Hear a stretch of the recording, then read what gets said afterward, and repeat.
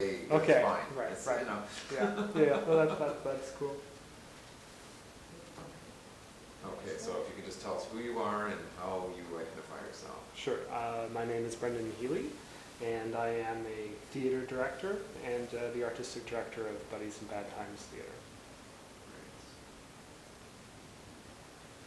Great. And so, just starting off with the mandatory questions, could you tell us a bit about your work and how it addresses queer liberation? Well, Buddies in Bad Times is a queer theater, which means that the work that we put on our stage, that we also develop and create, somehow relates to questions of queerness. And the way that we define queerness is it's not so much a stable position; it's more of a fluid position, but it's one that is a position of challenge, of question of any kind of any form of normativity. Often it relates to sexuality, but can also be around questions of gender, ethnicity, religion, class. So it does go beyond sexual orientation, sort of the work that we tend to stage. So that's I guess my work is I run that company and I also direct plays within that company. Great. Okay. And can you share with us experiences, be they artistic or other for that matter, because I know you're quite involved in the arts, that you've had that you think are significant for how we think about queer liberation as theory or practice? And I guess in practice in this case is the performing arts. So it's experiences that. Can you just remind me the question? It's a long question. Can you share with us experiences you've had that you think are significant for how we think about queer liberation in theory or practice? Yeah, I mean it's a tricky question for me to answer because sort of everything that we do at Buddies is somehow related to that. Like kind of every decision we make. So I'm trying to think of like a specific experience. Can you repeat the question one more time? Sure. Can you share with us experiences you've had that you think are significant for how we think about queer liberation as theory or practice? How we think about queer liberation as theory or practice. So basically, what kind of things happen that push the movement? That push the movement forward. Make statements that basically get the heterosexuals to stop and listen and think about things. That's the kind of question that it's centered on. Right. And encompassing, a wide variety of possibilities. Yeah. I mean, it's again. I mean, to me, it's like a daily occurrence at Buddies. The very presence of the building in the city, I think, pushes the movement forward. And by that, it's Buddies in Bad Times is a 32-year-old company, but we've been in our building since '94. And it's a city-owned building. The city rents it to us for a very nominal sum.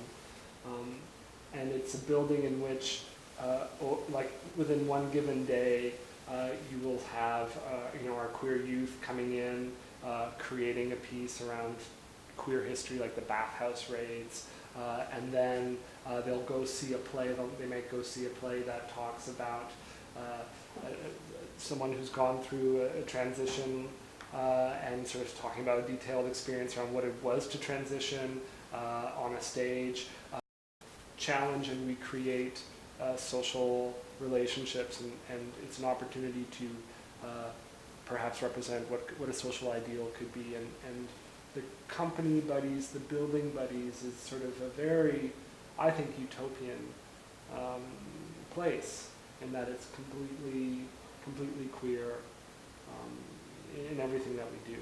And I think people who enter into our building experience that. Great. How would you define your role in the queer movement? I think as an artistic director of a space like Buddies, my role is really to, I think, to provide platforms for people, to provide space, to provide a stage from which people can speak from. Another role that I have as an artistic director is to also create conversations between different groups, to juxtapose ideas, to create confluences between, or convergences between various groups that can maybe enter into a space simultaneously and experience one another. So sometimes I feel like I'm curating encounters as an artistic director.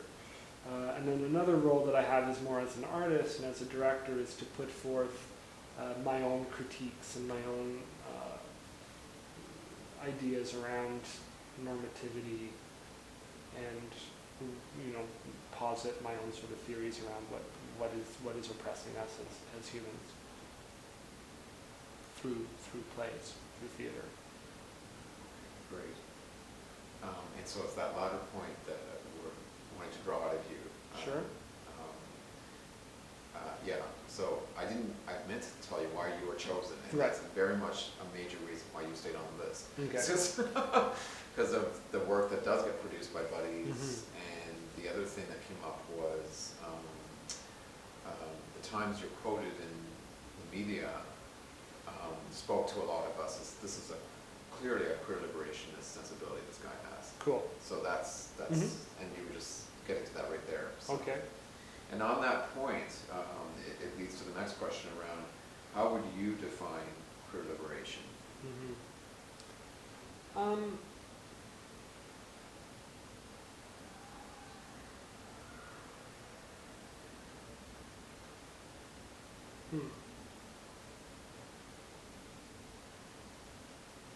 Maybe begin with queer. Liberation, I find, is a hard word.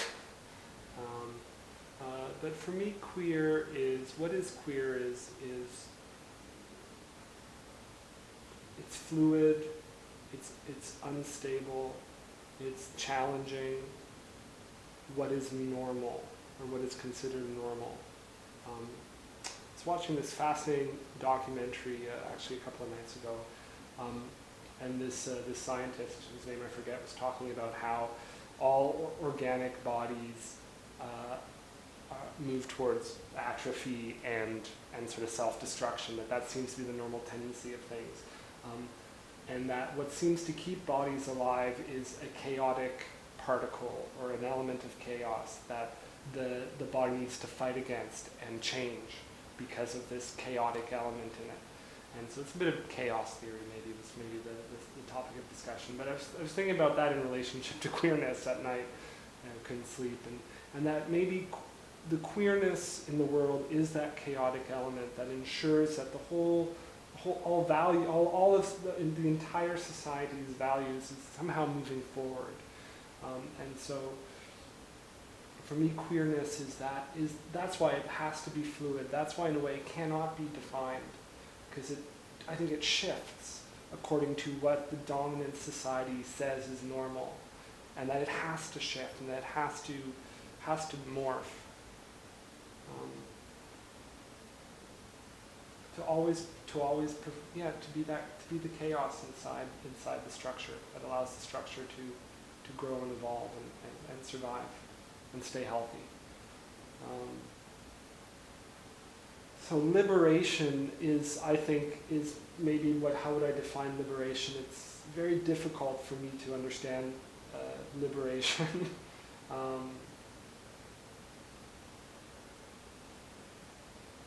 Maybe because it posits some stable goal in society. I think I understand oppression, and I understand the desire to want to push out of oppression, and maybe liberation is the abstract idea behind the impulse to resist oppression. But what a liberated state of being would be, I don't actually know. It might be a bit too philosophical for what it is that you're looking for, but there's a kind of end game in liberation that's a bit sort of empty to me. But I believe in rights, I believe in freedoms, I believe in human dignity.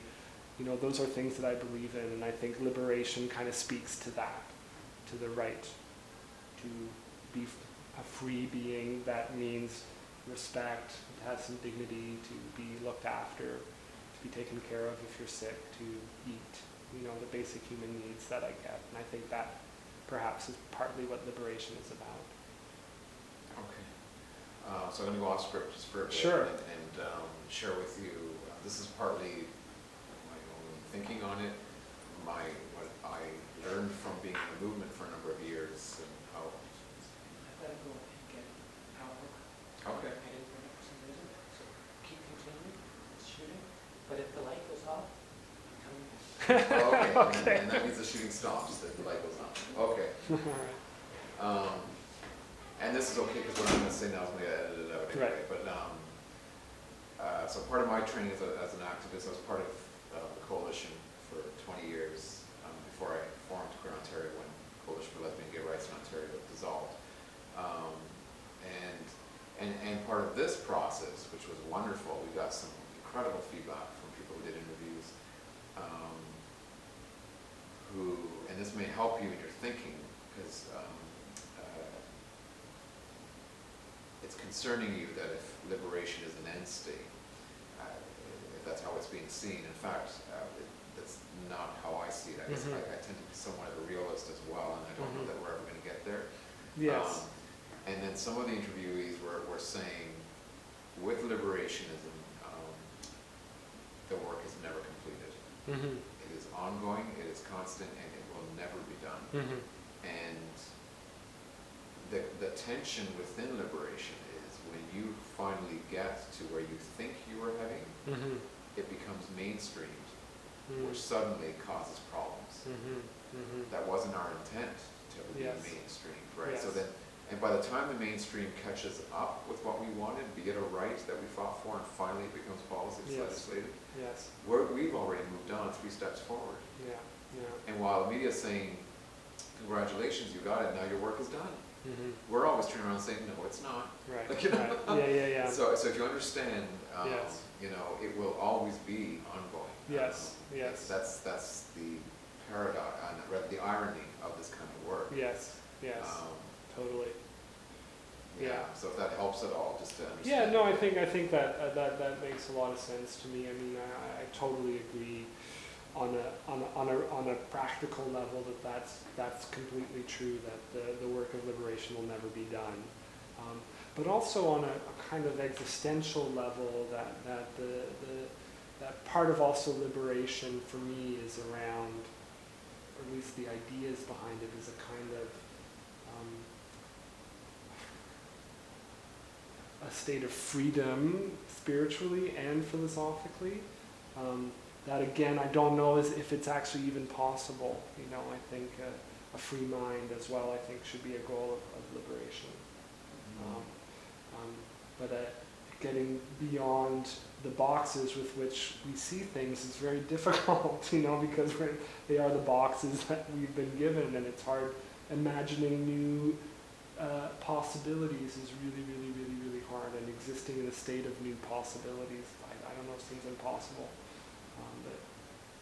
But so that, or at least would require the complete destruction of everything, really, to really exist in that new place of liberation. You know, I'm very interested in, maybe this is moving ahead, but I'm very interested in writers like Genet, that I kind of identify as kind of the originators of queerness and queer thoughts, and at the heart of these thinkers was I think a profoundly revolutionary idea, which is about the destruction of institutions and the complete reinvention of society.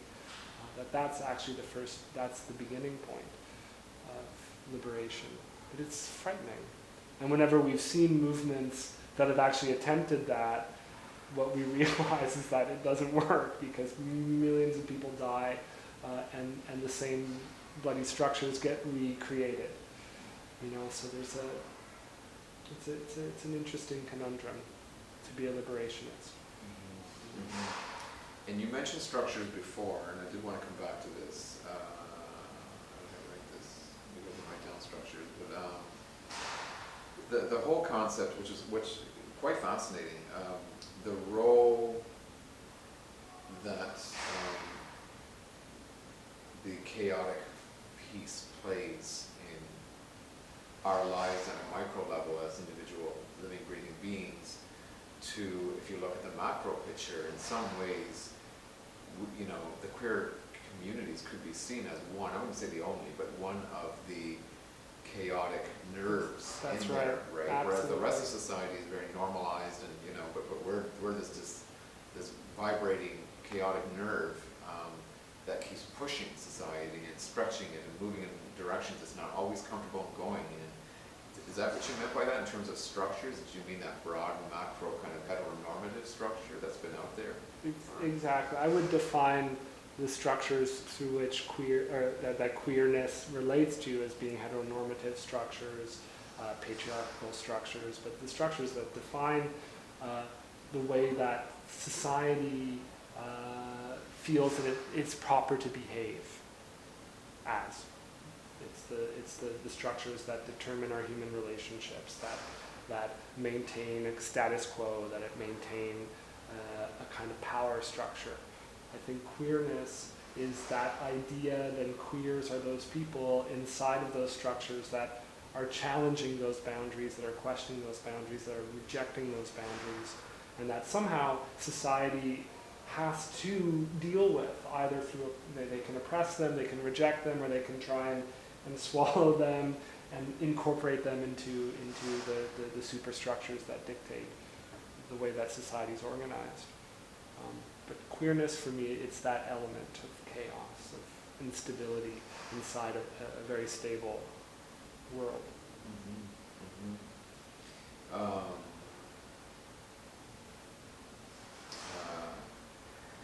have a bit of a fear what might happen here, so I'm just going to extend this just a little bit in the sense of, so your challenge, your discomfort around the term liberation,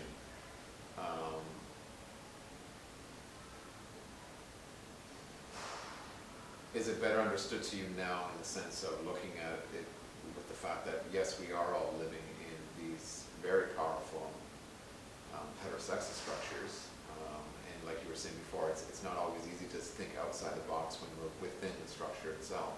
Yes.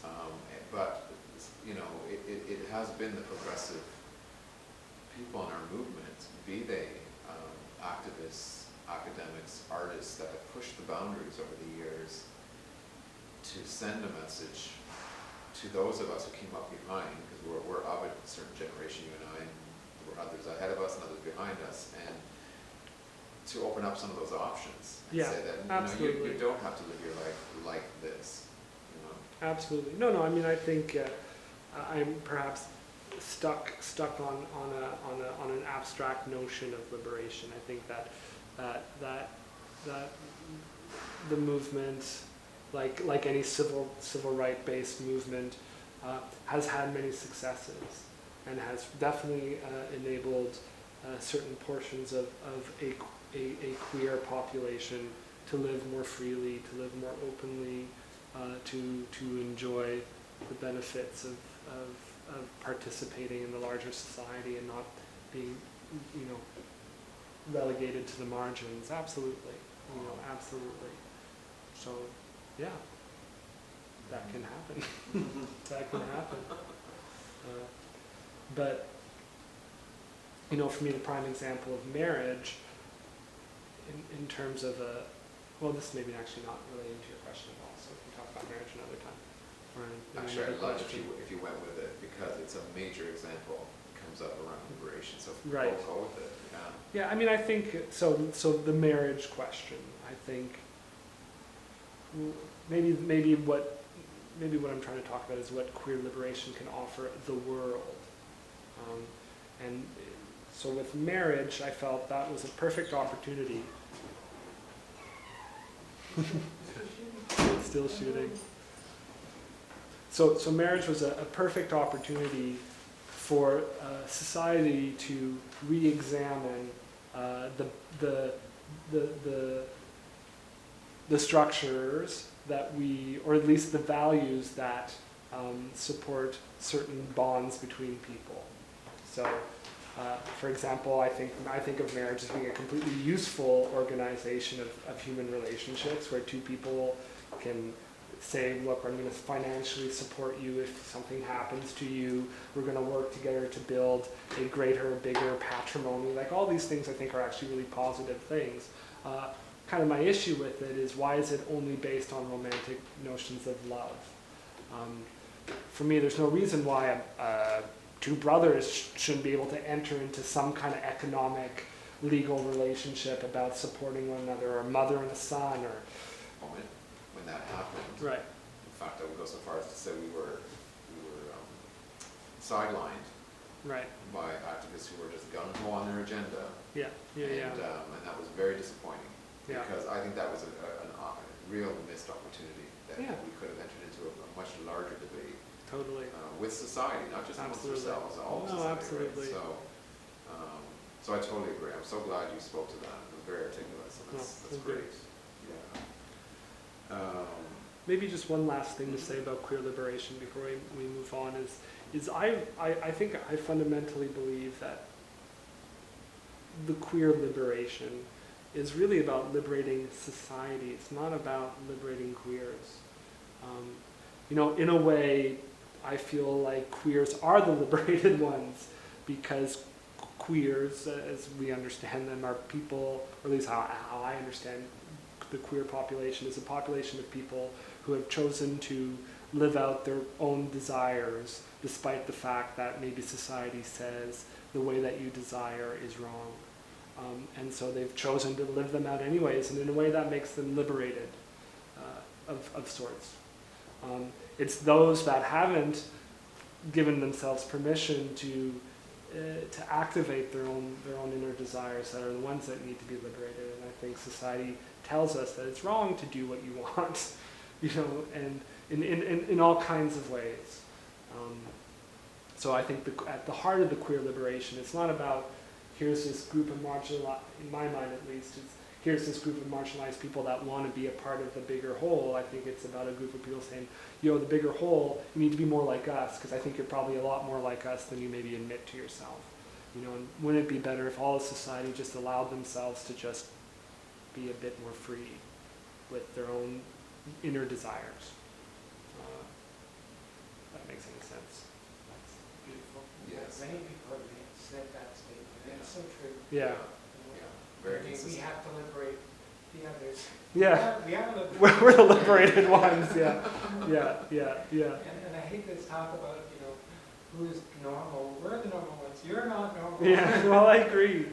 I really agree. I mean, for me with buddies, there's kind of three core values that I've identified as being fundamentally queer values, and that's how I approach everything. I mean, they're written into our human resources manual. Like, everything about the company tries to follow these values. And these values are, first of all, that we're all different from one another, and that being different is cool, is good, is healthy, that it's fine to be different, and that as a company we celebrate and we allow for difference. But at the same time, we're non-essentialist, which means that although we are all different, we're not essentially different. That just because you may want to do this and I want to do this, that doesn't mean that I can't understand you. That on some level that we can't connect. That there's something fundamentally different between, let's say, men-identified people and female-identified people. There's difference between female-identified and male-identified, but there are also similarities. And that somehow in that paradox we have the human experience. So I really believe that. And also I believe that, and at Buddies I think we believe that by encountering difference, you might actually learn about how you're different in the same way. And then the third value that we really, really strongly espouse at Buddies is kind of anti-assimilationism, so that,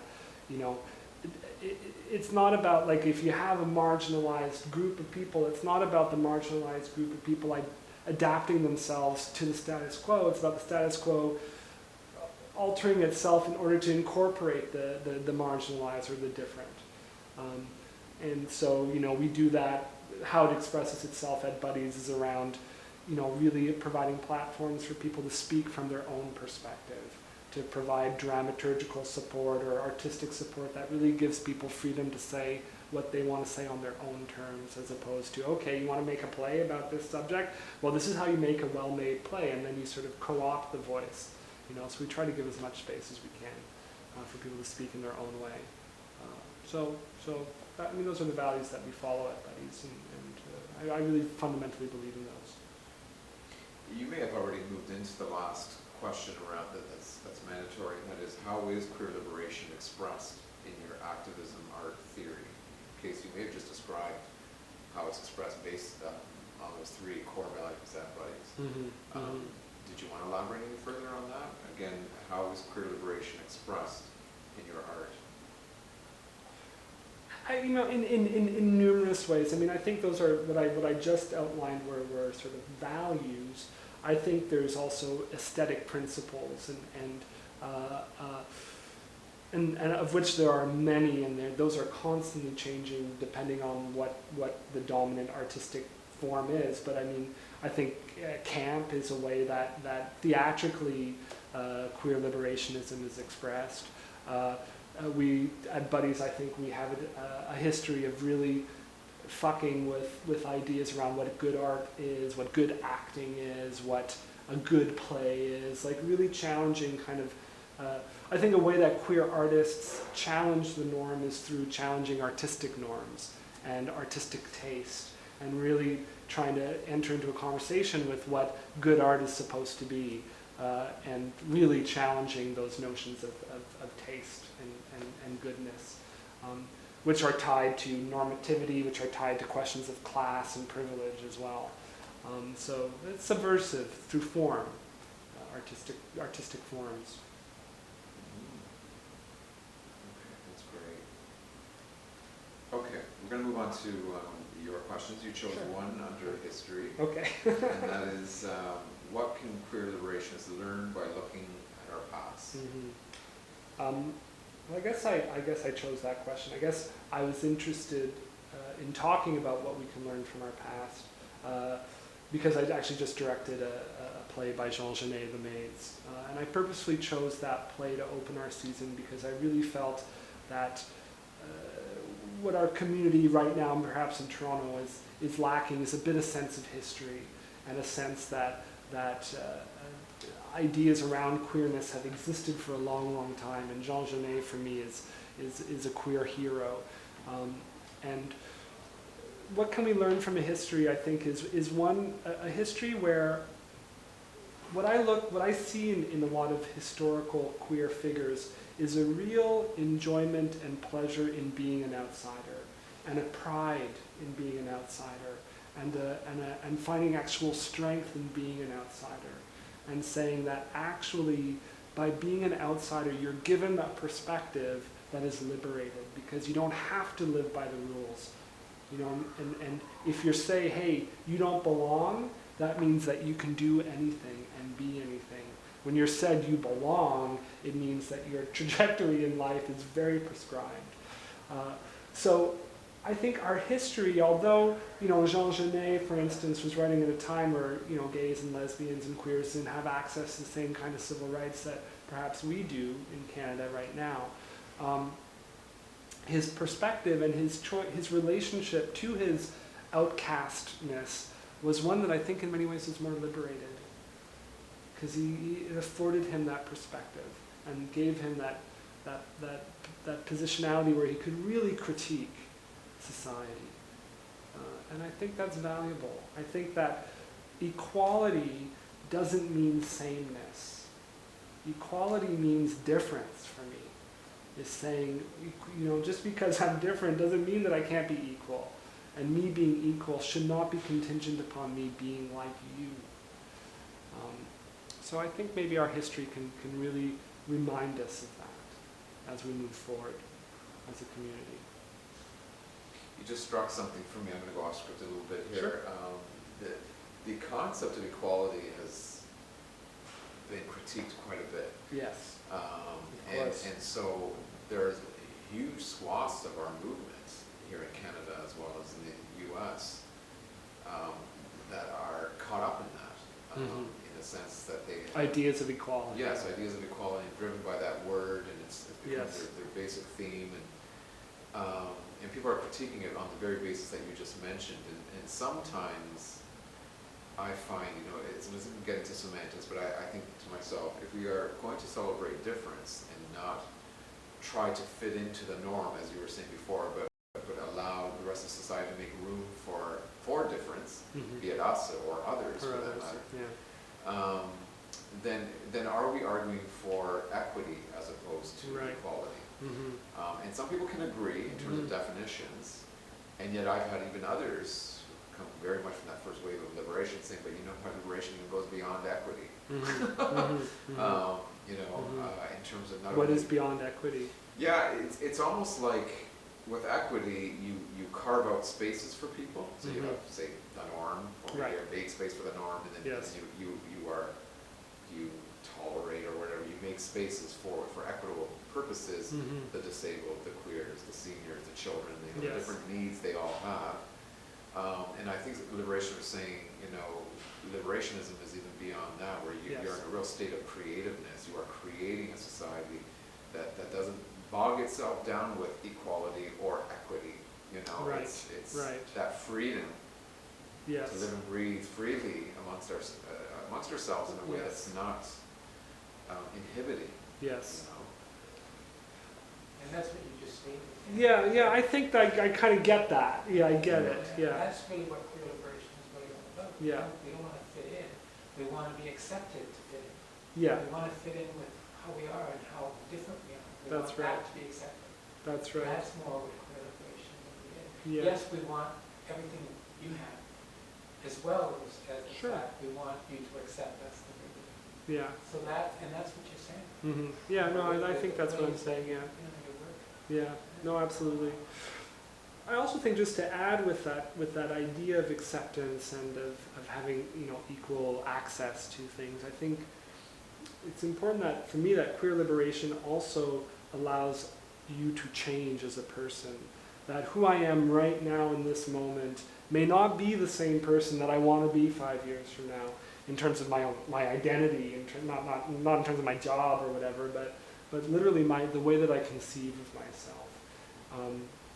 And I think that that's also should be a principle of liberationism, and that in a way equality-based politics posits a kind of, I am a gay man and I will always be a gay man, and my sexual behavior will be that of a gay man's sexual behavior. And who knows, I think I have dreams of a society where that isn't necessarily the case, where, I may want to sleep with other people or whatever it is. That in a way is a very kind of crude and basic example. I think it could be much deeper than that.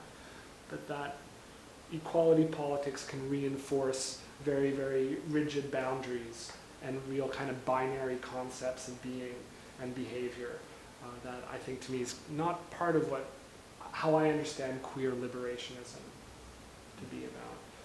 I think identities are useful. I think identities should be fun, should be like, one of the things that I love about the theater is that for me the theater really exposes the game of identity and the playfulness of identity and the pleasure of taking on identities, and it's how we communicate and understand each other and connect as people. We need to have, I think, roles and rules and basic, structures through which we can communicate with one another, and there's a lot of pleasure in that. But I think as long as it's understood, it's all just a game. Our identities are all just games. There's nothing inherently true about all of them. I believe that, and so equality politics I think are important because, the political being is an aspect of our existence, and we are oppressed, and we have to deal with each other through political structures. But also equality politics, I think, don't help the spirit always. They can confine the spirit. Maybe that's what I was referring to earlier when I was struggling with the idea of liberation. Because maybe liberation for me exists in playfulness, exists in in the pleasure of inhabiting different identities at different times, you know, which Here they are fighting to get legislation right, for equality, right, right? So a prime example is, it's funny how the dots start to get linked here, is when we got sexual orientation included in the Human Rights Code. So that's within a political structure, it extended rights, and it brought us up to an equality level with other groups that have rights, right? And so when Cialgro Coalition, back when it was around, fought for that 11-year campaign and succeeded, that critique was thrown at them. right, And of course, their response as true liberationists was, this is a means to an end, Right. but not Right. the ends in and of itself. that's right, And when some people are saying, okay, now you've won, you're now named, and you've got your rights, you can close up shop now, right? right, But Cialgro's response was, it opens the Pandora's box. Yeah, yeah, Is what yeah. it does, That's and right. it's entirely what it did. that's You right, know, because then you start to look at our education systems and our healthcare systems and all these systems, and are we being treated, you know, well, Mhm. because we're not. yeah, Right? yeah, So, yeah, so that's the issue, and the last dot I'm going to connect here is that it's the 25th anniversary of that, and we're celebrating it at Buddy's oh in really, December. oh Like, cool, so- hilarious, just that's stick fabulous, that oh in. great, I'm happy to hear that, I'm happy to hear that, So, but Yeah. you triggered all that in Yeah. terms of what you talked about, Yeah. and the limitations. There's also a great, you've probably heard of him, very provocative activist in the UK, Peter Tatchell. oh, I love him, Yeah. yeah, And he's got some great statements around equality. Oh, And yes, he talks yes. about the limits of equality, meaning that Yes. if that's what you're fighting for, then Yes. you're entering the confines of what the rest of society says is normal. That's and right. you don't go beyond it. That's you right. know, and you just articulated it in your own way. So, yeah, no, Yeah. he's amazing, yeah. he's a very interesting guy, yeah, his website is like such a queer Yeah. hub of information and ideas, yeah, Mhm. Okay, so we move on to dissension, okay, and you chose it's kind of like a double question, and Right. that is, are dissident voices threatening? Do you consider queer liberationism radical?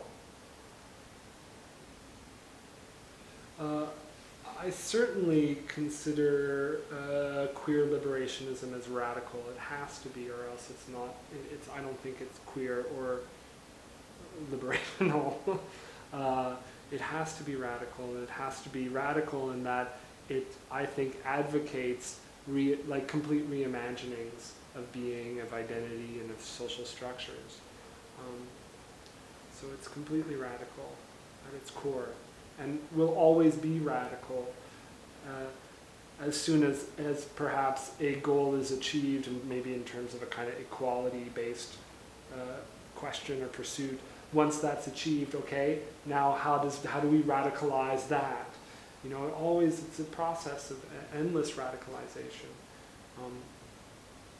Which again maybe relates. I'm really into this chaos idea, but that queer liberationist is that chaotic cell in a body that forces the body to constantly readapt, and that is the life. That's what keeps us alive. It's in the encounter of the radical. That's where life is, you know. So I think queer liberationism is a life force. You know, it's about kind of it's about advocacy for a livingness, you know, and a freedom and an aliveness. So it has to always be that radical element.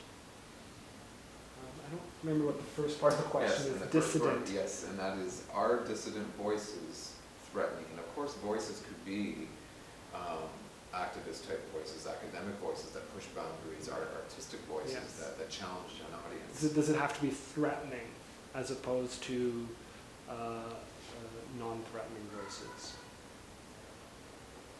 The way the question is written, are dissident voices threatening? But you could take it in whatever direction. Are dissonant, yeah. Well, you know, the notion of maybe how I hear that question is as follows. Does radicalness mean violence? Does it mean destruction? Does it mean scaring people, really threatening them. No, I can't believe that. I can't believe that. I need to, and then maybe that's why I'm an artist, because I believe that human beings can transform and can change without duress, without oppressive techniques, that maybe art is a way that we can experience new possibilities, encounter violence, encounter really, really radical concepts without really having to go through them. You can watch someone die without actually seeing someone die in a theater. You can see someone being treated terribly in all kinds of ways in the theater and without having to do it. But I do think the art experience of encountering it can transform you and change you. So, does radical mean threat, violence, fear? No. I think radical doesn't have to be that. But I do believe that queerness has to be radical. That's how I hear that question. I don't know if that's sort of where you're... No, that's fine. Okay, and then we have under rights-based claims, I've talked a little bit about this before, Yes. and troubling equality. You chose the question, how do we address competition / clashing of rights? We offer an example here which you can go with, or you can go with others if you choose, and that is, for example, sexual orientation Yes. versus religious rights. Yes. So it's how to deal with the clash of differences. And I actually don't have a real answer to it, but I think it's going to be the next big question for us as a society is as we become more quote-unquote globalized, quote-unquote multicultural, different sets of values are going to be encountering one another. Homosexual men should be murdered, for instance, I think is really wrong, like really, really wrong. And I don't know, I can't tolerate that in my society that I live in. I can't tolerate that belief, you know. So I think as there's a kind of, I think in Canada, we benefit from a kind of neoliberalist environment that in many ways some of my fundamental ideas aren't really challenged by the society. But I think as the society changes and the makeup of the society changes, it will increasingly become challenged and be challenged by other cultures, by other ideas that are very different from my own. It's going to be a problem, and I don't know what the solution is. I really don't. Yeah. I think there's many examples of cultures, like in the Netherlands, for instance, that are trying to deal with this question of, you know, I'm sure you've heard of this video that they show all new people who want to immigrate to the Netherlands, that shows gay porn, shows, it's a very, very explicit set of images, basically saying this is what we believe, that this behavior is completely acceptable, and if you have an issue with that, you know, it's like they show prostitution, they show drug smoking, they show a lot of like very, very inflammatory images.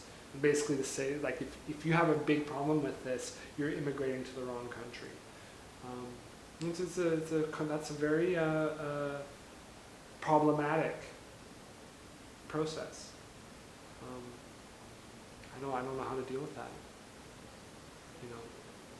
Okay, but watching, I saw a news report and watching that video, I'd go, damn, this video is shocking to me, like, you know, really, you know, and you're sort of seeing these little old ladies from, you know, from Afghanistan, for instance, like sitting in a theater watching this, and you kind of go, this is bizarre. These are people who deserve freedom, who deserve to benefit from the spoils of the Western world. And have, you know, have suffered because of our beliefs and our privilege, and here we are now subjecting them to this set of images and values that they have a right to, in a way, not to want to participate in any of that. You know, so it's complex. It's a very complex issue. That's going to become increasingly problematic. It is a tough one to have an answer to. And I don't have an answer to give you. Yeah, and I think most people don't have an actual answer. They're brave enough to take it on and say, to acknowledge that this is one of our current challenges that Yeah. we've got to work out somehow. Somehow. Right. Yeah. Okay. Sure. Maybe acknowledging that it's a problem is the beginning of the conversation.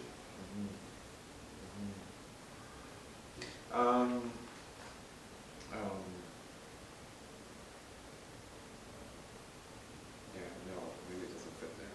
Okay.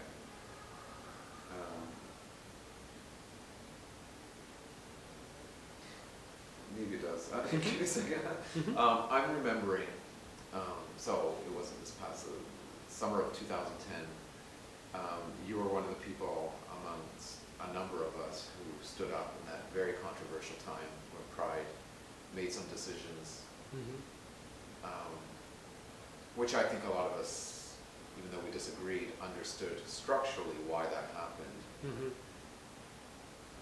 But politically it was very messy and threatening to some of our core beliefs and values, and that's freedom of speech, freedom of expression, concern around picking and choosing who can be in the parade, who can't be, and so I'm going to link that to this in the sense that it caused such a polarization in the community where, you know, the non-political types were very critical, saying, you know, you're raining on our parade and you're ruining my party, kind of thing. And, you know, Yeah. Okay, sorry about that. And we were very critical, saying, you know, we're going down a very dangerous path here. We cannot do this, and you know.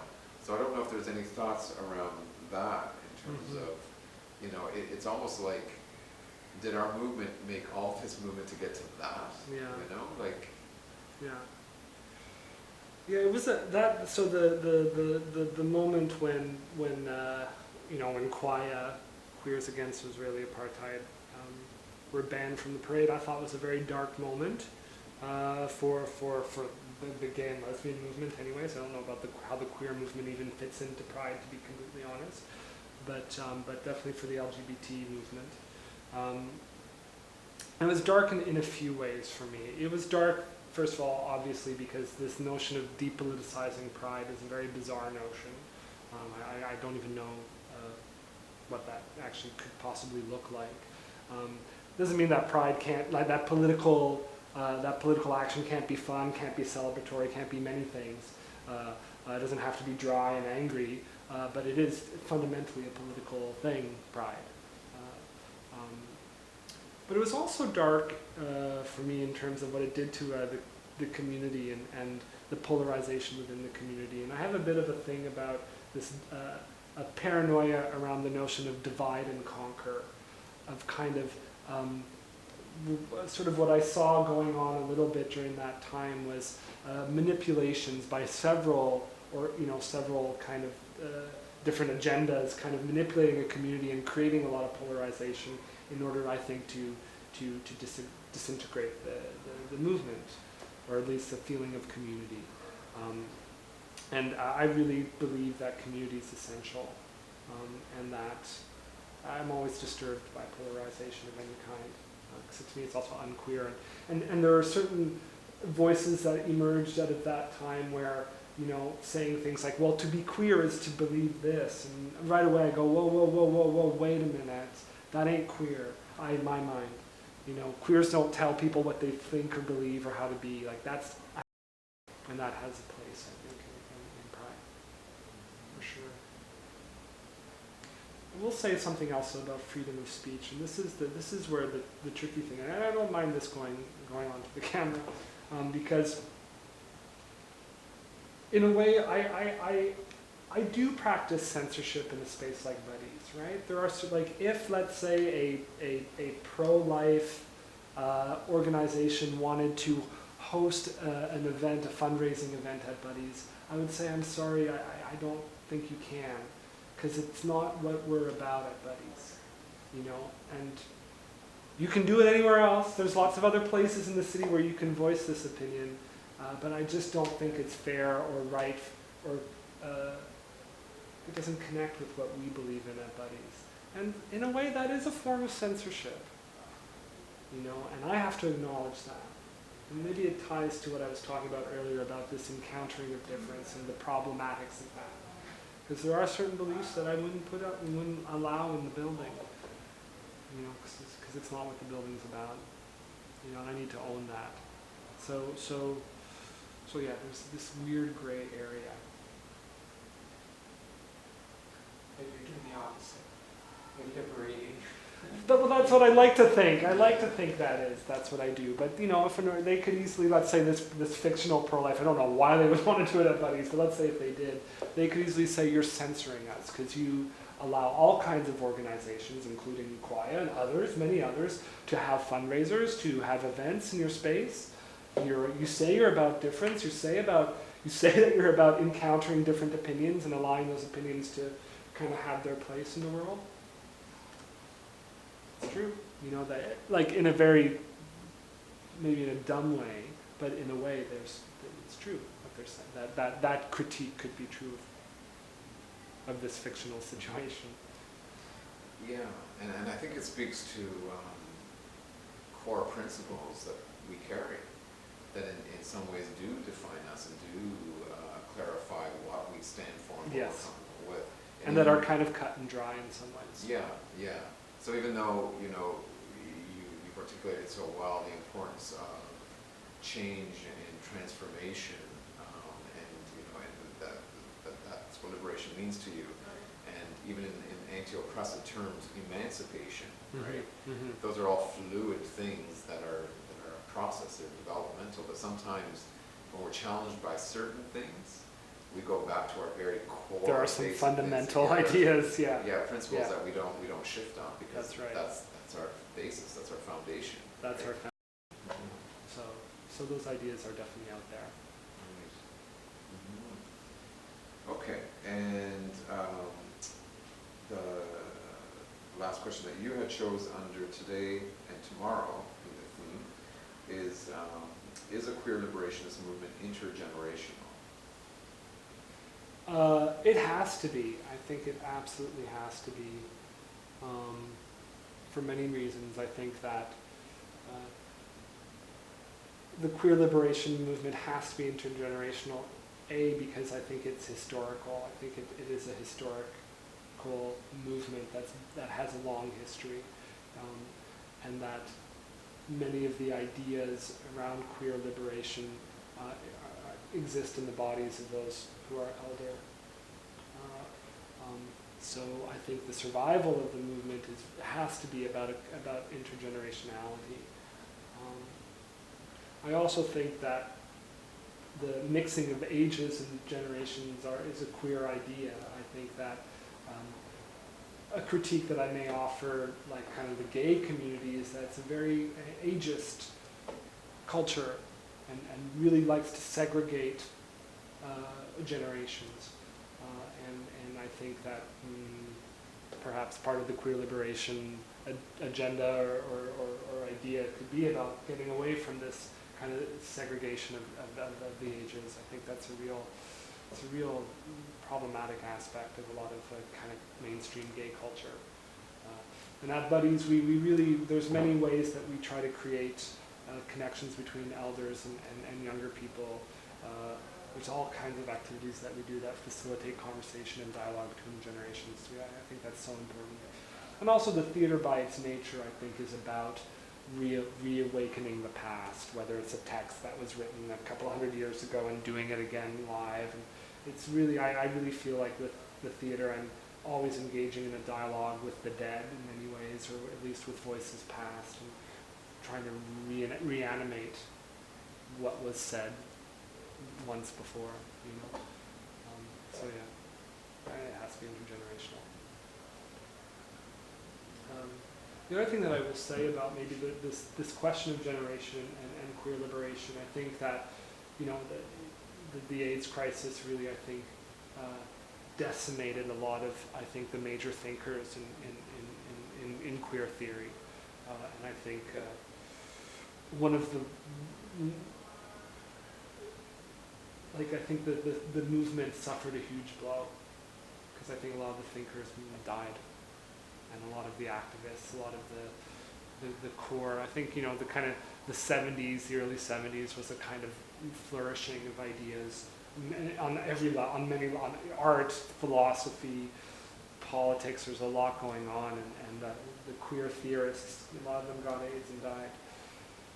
And the queer artists as well, the queer poets. We lost so many people. So those who have survived and that are still around, I think we need to really learn from them. And in many ways, their ideas became about crisis management. It became about. The last mandatory question that ends the thing that we ask everyone is, given the questions asked and the discussion we just had, are there any further comments or thoughts that you have that you didn't get a chance to express? Not really, but maybe one thing to just say about this question of history.